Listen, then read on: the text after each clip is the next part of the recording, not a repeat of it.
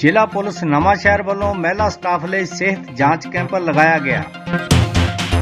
ਨਵਾਂਸ਼ਹਿਰ ਵਿਖੇ ਪੁਰਾਣੇ ਐਸਐਸਪੀ ਦਫ਼ਤਰ ਵਿੱਚ ਔਰਤਾਂ ਨਾਲ ਸੰਬੰਧਿਤ ਸ਼ਿਕਾਇਤਾਂ ਨਾਲ ਨਜਿੱਠਣ ਲਈ ਪੁਰਸ਼ ਸਟਾਫ ਦੀ ਵਿਸ਼ੇਸ਼ ਵਰਕਸ਼ਾਪ ਲਾਈ ਗਈ। ਸ਼ਹੀਦ ਭਗਤ ਸਿੰਘ ਨਗਰ ਪੁਲਿਸ ਨੇ ਜ਼ਿਲ੍ਹੇ ਵਿੱਚ ਆਪਣੇ ਮਹਿਲਾ ਸਟਾਫ ਲਈ ਇੱਕ ਵਿਸ਼ੇਸ਼ ਮੈਡੀਕਲ ਕੈਂਪ ਲਗਾਇਆ। ਕੈਂਪ ਦਾ ਉਦਘਾਟਨ ਕਰਦੇ ਹੋਏ ਸੀਨੀਅਰ ਕਪਤਾਨ ਪੁਲਿਸ ਐਸਐਸਪੀ ਕਮਰਦੀਪ ਕੌਰ ਨੇ ਦੱਸਿਆ ਕਿ 3 ਮਾਹਰ ਡਾਕਟਰਾਂ ਦੀ ਟੀਮ ਨੇ ਮਹਿਲਾ ਸਟਾਫ ਦੀ ਸਿਹਤ ਜਾਂਚ ਕੀਤੀ। ਉਹਨਾਂ ਦੱਸਿਆ ਕਿ ਕੈਂਪ ਦੌਰਾਨ ਸਾਰੇ ਨਾਰਮਲ ਬਲੱਡ, ਬੀਪੀ ਟੈਸਟ ਤੋਂ ਇਲਾਵਾ ਗਾਇਨੀ ਸਮੱਸਿਆਵਾਂ ਬਾਰੇ ਸਲਾਹ ਮਸ਼ਵਰਾ ਅਤੇ ਹਰ ਤਰ੍ਹਾਂ ਦੇ ਕੈਂਸਰ, ਖਾਸ ਕਰਕੇ ਛਾਤੀ ਦੇ ਕੈਂਸਰ ਦੇ ਟੈਸਟ ਵੀ ਕੀਤੇ ਗਏ। ਐਸਐਸਪੀ ਨੇ ਦੱਸਿਆ ਕਿ ਮਹਿਲਾ ਪੁਲਿਸ ਮੁਲਾਜ਼ਮਾਂ ਦੀ ਜ਼ਿੰਦਗੀ ਰੁਝੇਵਿਆਂ ਭਰੀ ਅਤੇ ਸਮਾਜ ਦੀ ਭਲਾਈ ਲਈ ਅਣਥੱਕ ਮਿਹਨਤ ਵਾਲੀ ਹੋਣ ਕਾਰਨ ਉਹ ਆਮ ਤੌਰ ਤੇ ਦੂਜਿਆਂ ਦੀ ਦੇਖਭਾਲ ਕਰਦੇ ਹੋਏ ਆਪਣੀ ਸਿਹਤ ਨੂੰ ਨਜ਼ਰਅੰਦਾਜ਼ ਕਰ ਦਿੰਦੀਆਂ ਹਨ। ਉਹਨਾਂ ਕਿਹਾ ਕਿ ਡਿਊਟੀ ਦੌਰਾਨ ਤਣਾਅ ਦਾ ਮੁਕਾਬਲਾ ਕਰਨਾ ਉਹਨਾਂ ਲਈ ਬਹੁਤ ਜ਼ਰੂਰੀ ਹੈ ਅਤੇ ਤੰਦਰੁਸਤ ਰਹਿਣ ਲਈ ਵੀ ਰੋਜ਼ਾਨਾ ਕਸਰਤ, ਯੋਗਾ ਜ਼ਰੂਰ ਕਰਨਾ ਚਾਹੀਦਾ ਹੈ। ਐਸਐਸਪੀ ਨੇ ਦੱਸਿਆ ਕਿ ਜਿਨਸੀ ਸ਼ੋਸ਼ਣ ਦੇ ਪੀੜਤਾਂ ਨਾਲ ਨਜਿੱਠਣ ਲਈ ਅਪਣਾਉਣ ਜਾਣ ਵਾਲੀ ਕਾਨੂੰਨੀ ਵਿਧੀ ਬਾਰੇ ਜਾਗਰੂਕਤਾ ਲਈ ਇੱਕ ਲਘੂ ਫਿਲਮ ਵੀ ਇਸ ਮੌਕੇ ਦਿਖਾਈ ਗਈ। ਤੁਸੀਂ ਦੇਖ ਰਹੇ ਹੋ ਨਿਊਜ਼ ਰੀਡਰ ਚੈਨਲ ਤੇ ਅਸ਼ੋਕ ਦੁੱਗਲ ਅਤੇ ਮਨਦੀਪ ਦੁੱਗਲ ਦੀ ਨਵਾਂਸ਼ਹਿਰ ਤੋਂ ਰਿਪੋਰਟ। गायनेकोलॉजिस्ट एंड ऑब्स्टेट्रिशियन, मेरा स्पेशल इंटरेस्ट इनफर्टिलिटी के पेशेंट जो है कि आई एम लैप्रोस्कोपिक सर्जन। आज मैं बहुत ही गर्व महसूस कर रही हाँ कि मैं आज थोड़े सारे के सामने खड़ी हाँ कि मैनू आज का सुनहरा मौका मिला है कि मैं थोड़े सारे के सामने इंटरनेशनल वुमेन्स डे पे कुछ बोलन जा रही हाँ, तुहानू अवेयर कर रही हाँ कुछ डिजीज़ा के बारे में जो कि फीमेल्स के मतलब रिगार्डिंग हैगियां हैं। फीमेल्स की जी डिजीज़ हैगियां हैं, जी मेन कैंसर की डिजीज़ है, if detected earlier these are completely preventable disease. अगर यह सही समय पे असी डिटेक्ट कर लेने हाँ तो these are completely curable, complete इसका मतलब सोल्यूशन हैगा। और सब तो पहला जी कैंसर जो फीमेल के रिगार्डिंग है, सब तो पहला है ब्रेस्ट कैंसर, यानी कि छाती का कैंसर। छाती के कैंसर के जोड़े मुख्य लक्षण है वो फीमेल कोई भी लंप का आना, कोई भी तरह की रसोली या गांठ अगर किसी भी फीमेल को पता चलती है तो इमीडिएटली डॉक्टर को रिपोर्ट करना चाहिए है। Retraction of nipple and surrounding skin of the area, अगर किसी भी जी रसोली के इर्द गिर्द जी स्किन है, जी ब्रैस्ट के रिगार्ड मतलब इर्द गिर्द जी रसोली की स्किन होती है, अगर वो रिट्रैक्शन है, अगर वो अंदर खिंची हुई है तो यह मुख्य लक्षण हो सकता है ब्रेस्ट कैंसर का। Third, any kind of suspicious ulcer, अगर कोई भी जख्म है जो कि टाइम के नाम दवाइयां दे के भी भर नहीं रहा तो यह एक लेटर ऑन ब्रेस्ट कैंसर का एक लक्षण हो सकता है earlier. So this is very common cancer which is completely preventable and curable. Okay, यदि सब तो पहले जी फीमेल्स है जांच कर सकती हैं सेल्फ पैल्पेशन कर, बहुत ही ईजी है, डॉक्टर को भी जाने की जरूरत नहीं है। तुसी नहाते समय अपनी ब्रेस्ट की सेल्फ पैल्पेशन करनी है। बहुत ज़्यादा गर्ल चाइल्ड अनवांटेड होती है, फीमेल फीटिसाइड अज भी प्रेवलेंट है, घट गई है पर प्रेवलेंट है। जे असी देखिए तो कुड़ियां नूं नौकरी करने का मौका घट मिलता, इन्हां नूं जे नौकरी करने का मौका भी मिलता है तो बंदियां के बराबर नहीं समझा जाता, तनख्वाह घट मिलती है। पोलिटिकली अज तक रिप्रजेंटेशन 10% है साडी बंदियां के मुकाबले ते सुनने को लगता है कि बहुत माड़ा हाल है, पर दिल नाउमीद तो नहीं, नाकाम ही तो है। लंबी है गम की शाम, पर शाम ही तो है। जे सानू इन्नी प्रॉब्लम्स हैं ਤਾਂ ਇਹਦਾ ਹੱਲ ਵੀ ਨਿਕਲ ਰਿਹਾ, ਬਹੁਤ ਤਰੱਕੀ ਹੋ ਵੀ ਰਹੀ ਹੈ। ਤੁਹਾਨੂੰ ਕੁਝ ਬਾਤਾਂ ਮਿਲੇ ਅਵੇਅਰ ਕਰ ਸਕਾਂ। ਸਭ ਤੋਂ ਪਹਿਲਾਂ ਵੂਮਨਸ ਡੇ सोसाइटी 'ਚ ਵੂਮਨ ਹੈ ਜਿਹੜੀ ਸਭ ਤੋਂ ਜ਼ਿਆਦਾ ਮੇਰੀ ਨਜ਼ਰ 'ਚ ਅਸੀਂ ਬਹੁਤ ਜ਼ਿਆਦਾ ਸ਼ਕਤੀਸ਼ਾਲੀ ਹਾਂ। ਸਾਨੂੰ ਬਹੁਤ ਨੌਲੇਜ ਵੀ ਹੁੰਦੀ ਹੈ, ਸਾਰਾ ਕੁਝ ਹੁੰਦਾ ਹੈ। फिर भी बचपन तो लेके बड़े होने तक भी अभी किसी ना किसी प्लेटफॉर्म पे ये ज़रूर फील किया है कि there is some discrimination between us. तो असी ये चाहते हाँ कि असी पूरी मेहनत नाल अपने आप को रिप्रेजेंट करा। सानू भी कोई पूछता है कि तुसी कानू ये कुछ करन दी की लोड़ है, तुहाडे घर सब कुछ वधिया है, तुहानू की ज़रूरत है। तो असी इस मंच पे आके ये रिप्रेजेंट करते हैं कि हमें अपनी खुद की आइडेंटिटी बनानी है और एक फीमेल ही है जो एक पूरी सोसाइटी को, अपनी फैमिली को ही नहीं पूरी सोसाइटी को जागरूक करती है और पता नहीं कितने परिवारों को, कितने लोगों को कहाँ से कहाँ पहुँचा सकती है। तो हम लेडीज ही है तो मैं खुद या मेरे कलीग हम सब ये दिखाते हैं कि हम भी अपने आप में बहुत कुछ है और ये मैसेज हम आपको देना चाहते हैं और आप अपने से आगे की सोसाइटी को आप सबको वुमेन्स विश्व महिला दिवस सब तो पहला तो मेरिया सारिया भैनों को बहुत बहुत मुबारक है कि अज सारिया मेरिया भैनों का जोड़ा महिला दिवस के तौर पर अज का जोड़ा दिन मनाया जा रहा है, स्पैशली मनाया जा रहा है। तो साढ़े मानयोग SSP साहब, SP साहब नाल DSP साहबान ते नाल होर जिहड़े साडे ऑफिसर साहबान, मैं सारिਆਂ ਦਾ ਧੰਨਵਾਦ करदा है ते स्वागत भी करदा है कि यह जिहड़ा दिन है असीं समूहिक तौर ते इत्थे इकੱਤਰ होए आ ते इहदे ते बड़ियां अहम विचारां जिहड़ियां असीं साਂਝੀਆਂ कर रहे हैं। एक सब तो पहला तो मैं अपनी लिखी छोटी जी कविता कि जिवें ਤੁਸੀਂ ਆਪਣੇ ਆਪ ਨੂੰ ਪਹਿਚਾਣਿਆ, ਆਪਣੀ ਇੱਕ ਵੱਖਰੀ ਆਇਡੈਂਟੀਟੀ ਕ੍ਰੀਏਟ ਕੀਤੀ, ਤੁਸੀਂ ਸਮਾਜ ਨਾਲੋਂ ਇੱਕ ਵੱਖਰਾ ਜਿਹੜਾ ਆਪਣਾ ਰੂਪ ਪੇਸ਼ ਕੀਤਾ। ਬਹੁਤ ਸਾਰੀਆਂ ਸਾਡੀਆਂ ਭੈਣਾਂ ਉਹ ਚੀਜ਼ ਨਹੀਂ ਕਰ ਸਕੀਆਂ ਜਾਂ ਨਹੀਂ ਕਰ ਸਕਦੀਆਂ, ਜਾਂ ਉਹਨਾਂ ਦੀਆਂ ਕੁਝ ਫੈਮਿਲੀ ਪ੍ਰੋਬਲਮ ਹੈਗੀਆਂ ਜਾਂ ਉਹਨਾਂ ਦੇ ਹੋਰ ਟੋਟਮ ਟੈਬੂਜ਼ ਹੋ ਸਕਦੇ ਹੈ ਕਿ ਉਹ ਉਸ ਸਥਿਤੀ ਦੇ ਵਿੱਚ ਤੁਹਾਡੀ ਸਥਿਤੀ ਵਿੱਚ ਨਹੀਂ ਆ ਸਕਦੀਆਂ, ਉਸ ਸਥਿਤੀ ਚੋਂ ਨਹੀਂ ਨਿਕਲ ਸਕਦੀਆਂ। ਤੇ ਕੁਛ ਮੇਰੀਆਂ ਭੈਣਾਂ ਸਮਝਦੀਆਂ ਕਿ ਸਾਨੂੰ ਪਹਿਲਾਂ ਹੀ ਰੱਬ ਨੇ ਮਨੋਰੰਜਨ ਦੇ ਲਈ ਕੀਤਾ। ਇਹਦੀ ਮੈਂ ਗੱਲ ਮਹਿਸੂਸ ਕੀਤੀ ਕਿ ਇਹ ਜ਼ਿਆਦਾ ਸਹੀ ਗੱਲ ਨਹੀਂ ਹੈ ਤੇ ਉਹਦੇ ਸੰਬੰਧ ਮੈਂ ਇੱਕ ਛੋਟੀ ਜਿਹੀ ਕਵਿਤਾ ਲਿਖੀ ਸੀ ਕਿ ਇਸ ਦੁਨੀਆ ਦੇ ਪਿੱਛੇ ਲੱਗ ਕੇ ਕਿਹੜੇ ਰਾਹੇ ਪੈ ਗਈਏ, ਕਿਉਂ ਦੁਨੀਆ ਲਈ ਮਨੋਰੰਜਨ ਦਾ ਸਾਧਨ ਬਣ ਕੇ ਰਹਿ ਗਈਏ। इस दुनिया के पिछे लग के किहड़े राहे पै गईए, क्यों दुनिया में मनोरंजन का साधन बन के रह गईए। तू सावित्री मदर टेरेसा माई भागो होना सी, तू सावित्री मदर टेरेसा माई भागो होना सी। तेरी तेरी एक दहाड़ तो डर के कुत्तियां बिल्लियां रोना सी। क्यों तू इस जमाने अगे ढेरी बन के टह गई है, क्यों दुनिया में मनोरंजन का साधन बन के रह गई है। जिवें नचाउंदे लोकी बीबा उंज ही नची जावे तू, जिवें देखना चाहुंदे लोकी उही कपड़े पावे तू।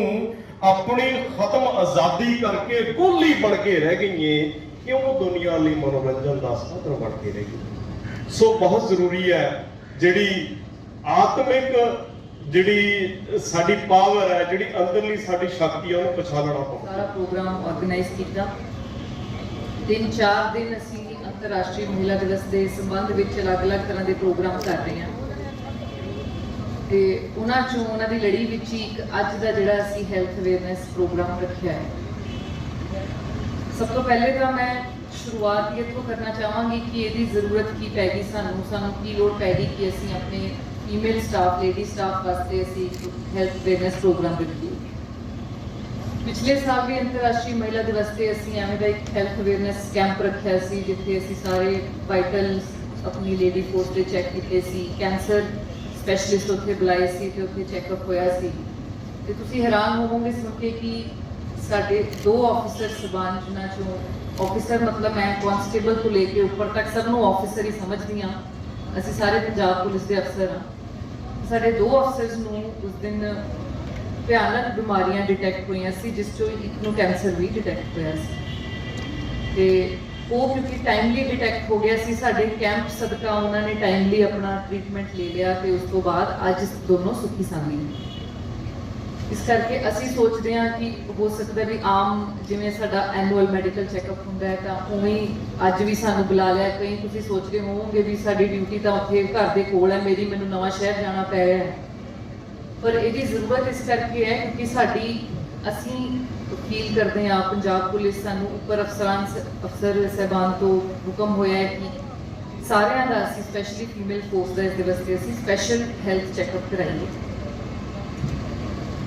सब तो पहले तो हैल्थ साडी इस करके सेहत क्यों जरूरी है, मैं असी क्यों कह रहे हैं भी आप तुहाडा हैल्थ चैकअप ही पहले कराना है बजाय कि असी कोई तुहानू कोई होर तरह के प्रोग्राम असी करिए। सब तो पहले असी हैल्थ चैकअप तो शुरू किया। सब तो पहले तो मैं कहना चाहवागी कि अलग अलग तरह के फिलोसफर स्टडीज़ हुई हैं जो कहते हैं कि जे एक औरत की सेहत ठीक रहेगी तो साढ़े सारे समाज की सेहत ठीक रही है।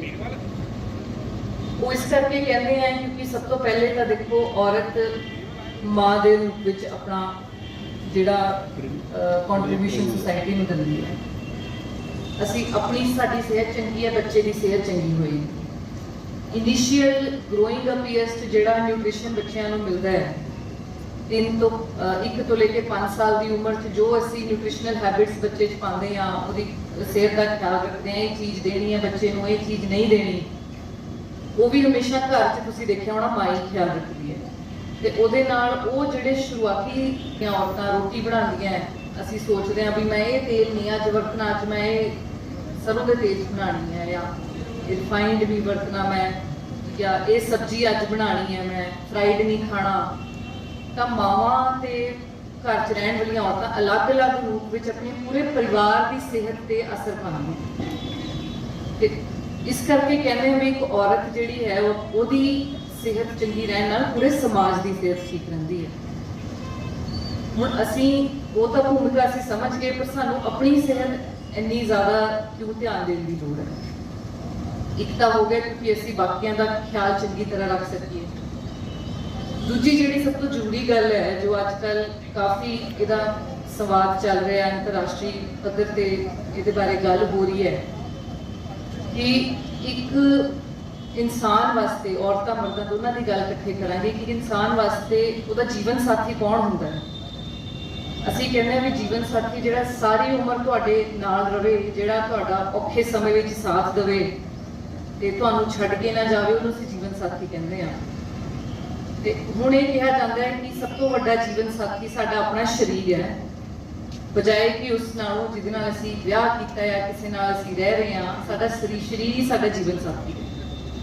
अखीर तक जदों तक साडी शरीर च जान है, किते लत्त दर्द हो रही है फिर सानू दुख होएगा, कोई होर प्रॉब्लम है, सिर च पीड़ है, कोई सिर दर्द हो रहा है, अज मैं दफ्तर नहीं जा सकती, अज मेरी ये तबीयत खराब है, मैं इस करके छुट्टी ले लैंदी हाँ। तो जिन्ना साडा बेस्ट फ्रेंड है जीवन साथी साडा शरीर है, उन्ना साडा साथ कोई नहीं दिंदा। जे साडी सेहत चंगी है, किसी तरह का दर्द नहीं है, असी अपनी सेहत का ख्याल रख रहे हैं, हेल्दी हाँ, तो सीधे तौर पर एक तो साडे परिवार पर असर पैंदा है, बच्चों पर असर पैंदा है। माँ बीमार है, बच्चों को कोई नहीं पुछता, माँ ने रोटी नहीं बनाई, बच्चे को रोटी नहीं मिलती खाने। इस करके अपना ते अपने परिवार की वैलबींग वास्ते सेहत लिए जरूरी है कि असी अपनी सेहत वाल सब तो पहले ध्यान दें। वो हुण वास्ते भी तो पूरी जिंदगी वास्ते, फ्यूचर वास्ते भी बहुत जरूरी है। बुढ़ापे च असी औरतां क्योंकि देखो बच्चा जम्मण की शक्ति औरत च ही है, तो इस करके कुछ इस तरह की कंडीशनस, कुछ इस तरह की बीमारियां जिहड़ियां औरतां नूं हुंदियां ते मर्द पुरुषां नूं नहीं हुंदियां। इस करके उन्हां बीमारियां ते उन्हां कंडीशनस ते स्पैशल फोकस देण लई असीं अज दा इवेंट ऑर्गेनाइज कराया, ताकि सानू ये अवेयरनेस होवे कि ये चीज़ां जिहड़ियां है मैनूं वाधू ध्यान रखने की लोड़ है इन्हां ते। इन्ना ज़्यादा इन्हां चीज़ां का इंसीडेंस हुंदा है औरतां च कि मैं भी ਸਮਿਤੀ ਆਈਆਂ, ਸਾਡੇ ਹੋਰ ਵੀ ਜਿਹੜੇ ਫੀਮੇਲ ਆਫੀਸਰਸ ਆ, ਸਾਰੇ ਅਸੀਂ ਅੱਜ ਇੱਕ ਮੈਡੀਕਲ ਚੈੱਕਅਪ ਆਪਣਾ ਕਰਾਵਾਂਗੇ। ਤਾਂ ਇਹ ਮੈਡੀਕਲ ਚੈੱਕਅਪ ਹਾਲਾਂਕਿ ਪੰਜਾਬ ਪੁਲਿਸ ਵੱਲੋਂ ਹਰੇਕ ਸਾਲ ਕਰਾਇਆ ਜਾਂਦਾ ਹੈ, ਪਰ ਅਸੀਂ ਇਹ ਵੀ ਚਾਹੁੰਦੇ ਵੀ ਜਿਹੜੇ ਤੁਹਾਡੇ ਘਰਾਂ 'ਚ ਰਹਿਣ ਵਾਲੀਆਂ ਔਰਤਾਂ ਹੈ, ਤੁਸੀਂ ਅਵੇਅਰ ਹੋਵੋਗੇ ਤਾਂ ਉਹਨਾਂ ਤੇ ਵੀ ਅਸਰ ਪਏਗਾ। ਤੁਹਾਡੀ ਬੇਟੀਆਂ ਹੈ, ਉਹਨਾਂ ਤੇ ਵੀ ਇਹ ਜਿਹੜੀ ਛੋਟੀ ਛੋਟੀ ਚੀਜ਼ਾਂ ਦਾ ਧਿਆਨ ਰੱਖਣ ਦੀ ਲੋੜ ਹੈ। ਜਿਹੜੀ 10 ਸਾਲ ਤੋਂ ਉੱਪਰ ਬੱਚੀ ਹੈ, ਹਰੇਕ ਸਾਲ ਉਹਦਾ ਇੱਕ ਵਾਰ ਚੰਗੀ ਤਰ੍ਹਾਂ ਚੈੱਕਅਪ ਹੋ ਜਾਵੇ, ਵੈਕਸੀਨੇਸ਼ਨ ਉਹਦੀ ਚੰਗੀ ਤਰ੍ਹਾਂ ਹੋਈ ਹੈ ਨਹੀਂ ਹੋਈ, ਹੋਰ ਤਰ੍ਹਾਂ ਦੀਆਂ ਜਿਹੜੀਆਂ ਪ੍ਰੋਬਲਮ ਹੈ ਅਸੀਂ ਜਲਦੀ ਤੋਂ ਜਲਦੀ ਡਾਕਟਰ ਦੀ ਸਹਾਇਤਾ ਲਈਏ, ਉਹਦੇ ਕਰਕੇ ਇੱਕ ਆਪਣਾ ਤਾਂ ਚੈੱਕਅਪ ਹੋ ਜਾਏਗਾ, ਪਰ ਸਾਡੇ ਮਨ 'ਚ ਇੱਕ ਅਵੇਅਰਨੈਸ ਵੀ ਪੈਦਾ ਹੋਏਗੀ ਇਹਦੇ ਨਾਲ। ਅਸੀਂ ਹਮੇਸ਼ਾ ਕਹਿੰਦੇ ਹਾਂ ਵੀ ਜਿਹੜੇ ਬੱਚਿਆਂ ਦੇ ਪਾਲਣ, ਸਾਨੂੰ ਪਤਾ ਹੈ, ਸੱਚਾਈ ਹੈ ਕਿ ਬੱਚਿਆਂ ਦੇ ਪਾਲਣ ਪੋਸ਼ਣ ਦੀ ਜ਼ਿੰਮੇਵਾਰੀ ਔਰਤ ਦੀ ਘਰ 'ਚ। ਕੋਈ ਆਪਾਂ ਦੇਖ ਲਈਏ, ਕੋਈ ਮੁੰਡਾ ਹੈ, ਆਪਾਂ ਕ੍ਰਿਮੀਨਲ ਕੋਈ ਫੜ ਲੈਂਦੇ ਹਾਂ, ਜਾਂ ਆਪਾਂ ਪਰਿਵਾਰ 'ਚ ਆਮ ਵਿਚਰਦੇ ਹਾਂ, ਸੁਸਾਇਟੀ 'ਚ ਵਿਚਰਦੇ ਹਾਂ, ਅਸੀਂ ਦੇਖਦੇ ਹਾਂ ਕੋਈ ਮੁੰਡਾ ਜਾਂ ਬੱਚਾ ਕੋਈ ਗਾਲੀ ਕੱਢ ਦੇਵੇ ਜਾਂ ਕੋਈ ਸ਼ਰਾਰਤੀ ਬਣ ਜਾਵੇ ਜਾਂ ਪੜ੍ਹਾਈ 'ਚ ਧਿਆਨ ਨਾ ਦੇਵੇ, ਤਾਂ ਅਸੀਂ ਕਹਿੰਦੇ ਹਾਂ ਵੀ ਇਹਦੀ ਮਾਂ ਨੇ ਕੁਝ ਸਿਖਾਇਆ ਨਹੀਂ ਇਹਨੂੰ। ਤਾਂ ਜਿਹੜੀ ਬੱਚਿਆਂ ਦੀ ਪਾਲਣ ਪੋਸ਼ਣ ਦੀ ਜ਼ਿੰਮੇਵਾਰੀ ਅਸੀਂ ਮਾਂ ਤੇ ਹੀ ਸੁੱਟ ਦਿੰਦੇ ਹਾਂ ਸਾਰੀ।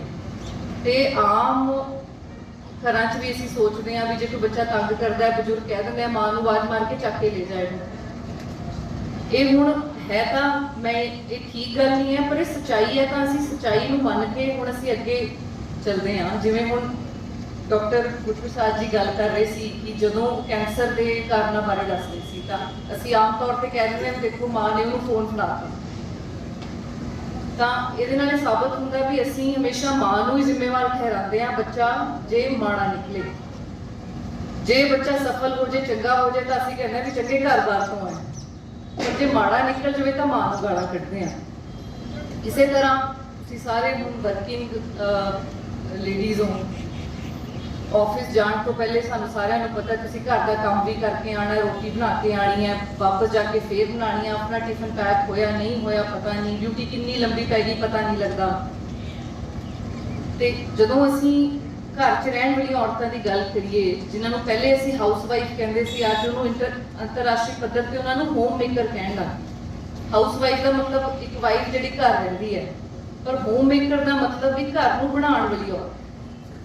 ਅਸੀਂ ਕਹਿ ਦਿੰਦੇ ਹਾਂ ਵੀ ਘਰ 'ਚ ਕਈ ਵਾਰ ਜਿਹੜੇ ਪੁਰਸ਼ ਬਾਹਰ ਨੌਕਰੀ ਕਰਦੇ ਆ, ਆਪਣੀ ਵਾਈਫ ਨੂੰ ਆ ਕੇ ਕਹਿ ਦਿੰਦੇ ਆ ਵੀ ਤੂੰ ਤਾਂ ਸਾਰਾ ਦਿਨ ਵਿਹਲੀ ਸੀ, ਤੂੰ ਕੀਤਾ ਕੀ ਹੈ, ਤੂੰ ਇਹ ਕੰਮ ਨਹੀਂ ਹੋਇਆ ਤੇਰੇ ਤੋਂ। ਪਰ ਉਹਨਾਂ ਨੂੰ ਇਹ ਨਹੀਂ ਪਤਾ ਵੀ ਬੱਚੇ ਸਾਰਾ ਦਿਨ ਦੇਖਣੇ, ਅੱਛਾ ਖਾਣਾ ਬਣਾਉਣਾ, ਸ਼ਾਮ ਨੂੰ ਜੇ ਰੋਟੀ ਗਰਮ ਨਾ ਮਿਲੇ ਠੰਡੀ ਹੋ ਜਾਵੇ ਤਾਂ ਗਾਲਾਂ ਖਾਣ। ਤੇ ਮੈਨੂੰ ਲੱਗਦਾ ਹੈ ਕਿ ਹਾਲਾਂਕਿ ਅਸੀਂ ਅਵੇਅਰਨੈਸ ਪੈਦਾ ਕਰਨ ਦੀ ਕੋਸ਼ਿਸ਼ ਕਰ ਰਹੇ ਹਾਂ। ਹੁਣ ਇੰਟਰਨੈਸ਼ਨਲ ਵੂਮਨਸ ਡੇ ਇਸੇ ਕਰਕੇ ਮਨਾਇਆ ਜਾਂਦਾ ਹੈ ਤਾਂ ਕਿ ਔਰਤਾਂ ਤੇ ਪੁਰਸ਼ਾਂ 'ਚ ਦੋਨਾਂ 'ਚ ਅਵੇਅਰਨੈਸ ਪੈਦਾ ਹੋ ਜਾਵੇ। ਅੱਜ ਦੁਪਹਿਰ ਨੂੰ ਜਿਸ ਤਰ੍ਹਾਂ ਅੱਜ ਤੁਸੀਂ ਫੀਮੇਲ ਫੋਰਸ ਇਕੱਠੀ ਹੋਈ ਹੈ, ਅੱਜ ਅਸੀਂ ਆਪਣੇ DPO 'ਚ ਇੱਕ ਗਰੁੱਪ ਪੁਰਸ਼ਾਂ ਦਾ ਤਿਆਰ ਕੀਤਾ ਹੈ ਜਿਹੜੇ ਆਪਣੇ ਆਫਿਸਰਸ ਹਨ ਫੋਰਸ ਦੇ, ਉਹਨਾਂ ਦੀ ਵੀ ਅਸੀਂ ਅਵੇਅਰਨੈਸ ਪ੍ਰੋਗਰਾਮ ਕਰਨਾ ਹੈ। ਵੂਮਨਸ ਡੇ ਤੇ ਪੁਰਸ਼ਾਂ ਦਾ ਪ੍ਰੋਗਰਾਮ ਕਰਨਾ ਕੋਈ ਆਮ ਗੱਲ ਨਹੀਂ, ਮਤਲਬ ਹਰੇਕ ਕੋਈ ਨਹੀਂ ਕਰਦਾ, ਪਰ ਸਾਡਾ ਮੰਨਣਾ ਇਹ ਹੈ ਕਿ ਪੁਰਸ਼ਾਂ 'ਚ ਵੀ ਉਨੀ ਅਵੇਅਰਨੈਸ ਹੋਣੀ ਚਾਹੀਦੀ ਹੈ ਵੂਮਨਸ ਰਾਈਟ ਪ੍ਰਤੀ ਜਿੰਨੀ ਔਰਤਾਂ 'ਚ ਹੋਣੀ ਚਾਹੀਦੀ ਹੈ। ਤਾਂ ਅਸੀਂ ਉਹ ਵੀ ਆਰਗੇਨਾਈਜ਼ ਕੀਤਾ ਹੈ। ਪਰ ਕਿਉਂਕਿ ਅਸੀਂ ਕਹਿੰਦੇ ਹਾਂ ਵੀ ਪ੍ਰਾਇਮਰੀ ਮੁੱਢਲੀ ਜ਼ਿੰਮੇਵਾਰੀ ਘਰ ਬਣਾਉਣ ਦੀ ਔਰਤਾਂ ਦੀ ਹੈ, ਇਸ ਕਰਕੇ ਸਾਡੀ ਆਪਣੀ ਸਿਹਤ ਜ਼ਰੂਰੀ ਹੋਣੀ ਬਹੁਤ ਜ਼ਰੂਰੀ ਹੈ। ਤੇ ਅਖੀਰ 'ਚ ਮੈਂ ਇਹ ਵੀ ਕਹਿਣਾ ਚਾਹਾਂਗੀ ਕਿ ਕਿਉਂਕਿ ਅਸੀਂ ਐਵੇਂ ਦੀ ਨੌਕਰੀ 'ਚ ਹਾਂ, ਮੈਨੂੰ ਲੱਗਦਾ ਹੈ ਕਿ ਜਿਹੜੀ ਪੁਲਿਸ ਹੈ, ਹੁਣ ਤੁਸੀਂ ਲੇਡੀ ਪੁਲਿਸ ਹੋ, ਤੁਹਾਡੇ ਨਾਲ ਦੀਆਂ ਰਿਸ਼ਤੇਦਾਰ ਹੋਰ ਤੁਹਾਡੇ ਨਾਲ ਪੜ੍ਹਦੀਆਂ ਕੁੜੀਆਂ ਕੋਈ ਐਜੂਕੇਸ਼ਨ ਡਿਪਾਰਟਮੈਂਟ 'ਚ ਹੋਣੀ, ਕੋਈ ਕਿਤੇ ਹੋਏਗਾ, ਅਲੱਗ-ਅਲੱਗ ਤਰ੍ਹਾਂ ਦੇ ਮਹਿਕਮਿਆਂ 'ਚ ਅਸੀਂ ਨੌਕਰੀ ਕਰਦੇ ਹਾਂ। ਪਰ ਮੈਨੂੰ ਲੱਗਦਾ ਹੈ ਕਿ ਜੇ ਅਸੀਂ ਔਰਤਾਂ 'ਚ ਐਮਪਾਵਰਡ ਗਰੁੱਪ ਦੀ ਗੱਲ ਕਰੀਏ, ਐਮਪਾਵਰਡ ਮਤਲਬ ਜਿਹਦੇ ਤੋਂ ਸਭ ਤੋਂ ਜ਼ਿਆਦਾ ਸ਼ਕਤੀ ਹੈ, ਉਹ ਤੁਸੀਂ ਸਾਰੇ ਹੋ। ਅਸੀਂ ਸਾਰੇ ਉਹ ਹਾਂ ਜਿਨ੍ਹਾਂ ਨੇ ਕਾਨੂੰਨ ਨੂੰ ਲਾਗੂ ਕਰਨਾ ਹੈ। ਅਸੀਂ ਇੱਕ ਮੂਵੀ ਦੇਖੀ ਉਰੇ ਜਿੱਥੇ ਰੇਪ ਵਿਕਟਿਮਸ ਜਦੋਂ ਆਪਣੀ ਮੌਤ ਤੋਂ ਬਾਅਦ ਇਕੱਠੇ ਹੋ ਕੇ ਕਿਤੇ ਮਿਲਦੀਆਂ ਤੇ ਉਹ ਆਪਸ 'ਚ ਕੀ ਗੱਲਾਂ ਕਰਦੀਆਂ, ਪਰ ਅਸੀਂ ਉਹ ਗਰੁੱਪਾਂ ਜਿਨ੍ਹਾਂ ਨੇ ਉਹ ਰੇਪ ਵਿਕਟਿਮਸ ਨੂੰ ਇਨਸਾਫ ਦਿਵਾਉਣ 'ਚ ਮਦਦ ਕਰਨੀ। ਤਾਂ ਇੰਨੀ ਸ਼ਕਤੀ ਪਰਮਾਤਮਾ ਨੇ, ਸੋਸਾਇਟੀ ਨੇ ਤੁਹਾਨੂੰ ਕਾਬਲ ਸਮਝ ਕੇ ਤੁਹਾਨੂੰ ਦਿੱਤੀ ਹੈ, ਤਾਂ ਸਾਡੀ ਵੀ ਜ਼ਿੰਮੇਵਾਰੀ ਬਣਦੀ ਹੈ ਕਿ ਅਸੀਂ ਵੀ ਉਸੇ ਆਪਣੇ એનર્ਜੀ ਨਾਲ, ਉਸੇ ਸਿੰਸੀਅਰਿਟੀ ਨਾਲ ਮਹਿਕਮੇ ਨੂੰ ਆਪਣਾ ਕੰਮ ਵਾਪਸ ਦਈਏ। ਜਿਵੇਂ ਕਿ ਮੈਂ ਕਿਹਾ ਪਹਿਲੇ ਕਿ ਸਾਡੀ ਜ਼ਿੰਮੇਵਾਰੀਆਂ ਪੁਰਸ਼ਾਂ ਨਾਲੋਂ ਜ਼ਿਆਦਾ ਹੈ।